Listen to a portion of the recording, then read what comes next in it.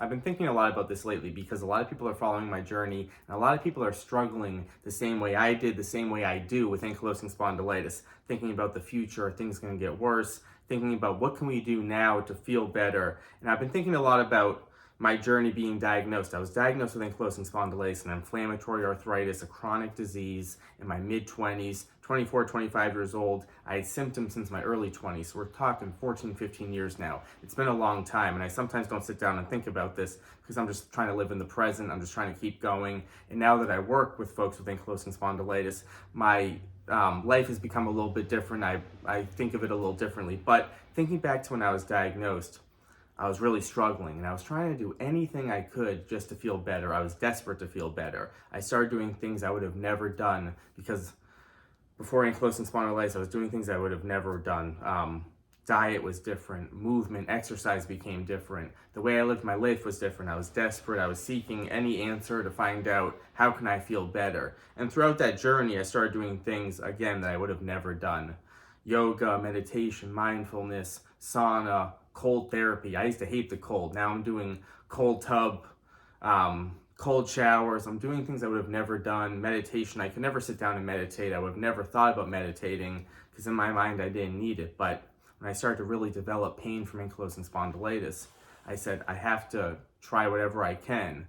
And me forcing myself to do certain things just to feel better. At the time I didn't think about it because I just wanted to feel better. But years later, years have passed now, and it's like ankylosing spondylitis made me a completely different person. It made me healthy in ways, I'm still dealing with the struggles of ankylosing spondylitis, but it made me healthy in ways that I would have never been. The diet was changed. I was dealing with a lot of inflammation. The diet was changed. So I was feeling much better overall, and I truly believe diet plays a huge role in ankylosing spondylitis. And it plays a huge role overall in life, just to feel better, move better, have less inflammation in the body. So my diet completely changed. I was feeling better. My movement and exercise completely changed. Before ankylosing spondylitis, like anyone in their early 20s and their late teens, we just want to look good for the most part. A lot of people are just trying to work out to lose weight, look good, have big muscles. It's going to be different for everyone. I'm generalizing, but I was just working out to look good. I was mostly playing sports, full throttle, sprinting, running, playing basketball, doing stuff like that. And I was just strength training, heavy weights, and I really wasn't doing it the right way. But with ankylosing spondylitis, it forced me to take a step back and reevaluate how I was working out. I had to work out safer. I was forced to work out safer because I was dealing with sciatica, tightness in the body, shoulder injuries, which I've talked about over the years. So I changed everything about my movement patterns, and I really benefited from it. I felt better after I worked out. I felt looser. Working out with ankylosing spondylitis gave me the opportunity to just live my life because I was so stiff and tight. I have to work out and I have to keep going. But the reasons I work out now are completely different than the reasons I did before ankylosing spondylitis. Now it's purely just to loosen up, just to feel better, and it's a completely different mindset. I'm slowing down a little bit. I'm really focusing in on the body. I'm walking a lot more. I'm doing yoga techniques. Again, things I would have never done. I'm just thinking about movement more. It's slower, but it's really just different for me now. So all those things overall have really impacted my life in a positive way.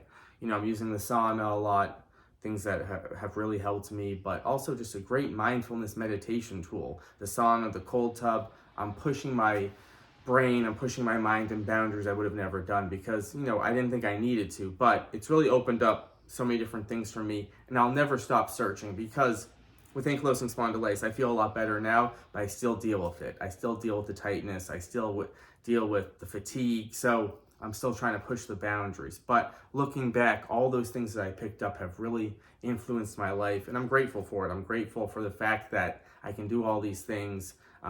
My routines, I think I look forward to them. I look forward to doing the sauna, the cold tub, meditation. I look forward to working out and loosening up. So it's completely different. So I was thinking about that recently, all the things I've picked up, and I've seen this on the forums, on the spondylitis forums. A lot of people talk about this, the things that they were desperate to do because of ankylosing spondylitis, the things they forced themselves to do because of the pain, because of the struggle, because of the fatigue, the things that motivated them to keep going. And that's exactly what happened to me.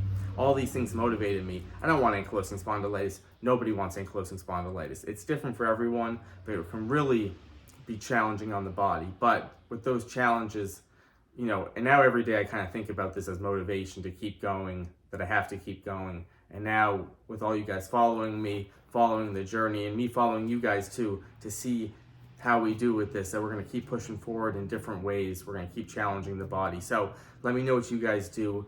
What have you done to really push forward, to push through with ankylosing spondylitis? What have you done differently that you wouldn't have done if you weren't diagnosed with ankylosing spondylitis? Let's keep going.